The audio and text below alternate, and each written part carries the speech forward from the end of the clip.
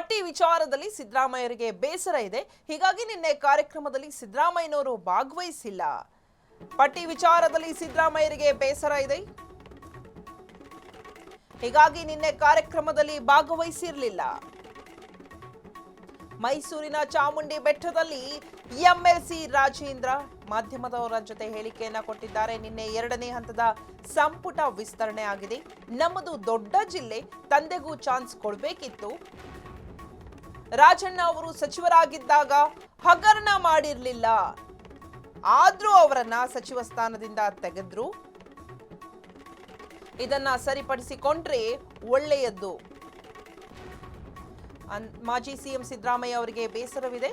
ಈ ಎಲ್ಲ ಬೆಳವಣಿಗೆಗಳನ್ನ ನೋಡಿ ಮುಂದೆ ಒಳ್ಳೆಯ ಕಾಲ ಬಂದೇ ಬರುತ್ತೆ ಅಂತ ರಾಜೇಂದ್ರ ಅವರು ಮೈಸೂರಿನಲ್ಲಿ ಹೇಳಿಕೆಯನ್ನ ಕೊಟ್ಟಿದ್ದಾರೆ.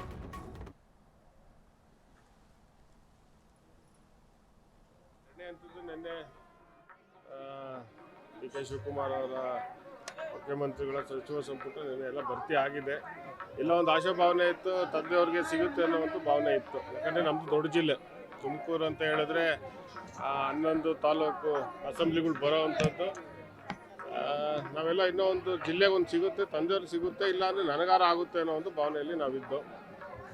ಸೊ ಈಗ ಆಗಿಲ್ಲ, ಏನು ಮಾಡೋಕ್ಕಲ್ಲ. ಈಗ ಪಕ್ಷದ ತೀರ್ಮಾನಕ್ಕೆ ನಾವೆಲ್ಲ ಬದ್ಧವಾಗಿರಬೇಕು. ಈಗ ಪಕ್ಷ ಏನು ಸಚಿವರು ಆಯ್ಕೆ ಮಾಡಿದ್ರೆ ಜೊತೆಗೆ ಹೋಗುವಂಥದ್ದು. ಸಚಿವ ಸಂಪುಟ ವಿಸ್ತರಣೆ ಆಗಿರೋದು ಸಮಾಧಾನ ಇದೆ, ಸಾಕಷ್ಟು ಅಸಮಾಧಾನ ಅಲ್ಲ, ಭಾಳಷ್ಟು ಅಸಮಾಧಾನ ಇದೆ ಅನ್ನೋದು ನಾವು ನೆನೆಯಿಂದ ನೋಡ್ತಾ. ಹಿರಿಯ ಶಾಸಕರು ನೆನೆ ಎಲ್ಲ ಒಂದು ರಾಜೀನಾಮೆಯನ್ನು ಕೊಟ್ಟಿದ್ದಾರೆ, ಇವತ್ತು ಕೊಡ್ತೀವಿ ಅಂತ ಹೇಳ್ತಾ ಇದ್ದಾರೆ. ಸೊ ಅದರಿಂದ ಅದು ಅವ್ರ ವೈಯಕ್ತಿಕ. ಯಾಕಂದ್ರೆ ಸಚಿವರನ್ನ ಗುರುತಿಸ್ಬೇಕು, ಮಾಡಬೇಕು ಅನ್ನೋದು ಎಲ್ಲರೂ ಸಚಿವರು ಆಗಬೇಕು ಅನ್ನೋದು ಆಸೆ ಇರುತ್ತೆ, ಆದರೆ ಇವತ್ತು ಆಗಿಲ್ಲ.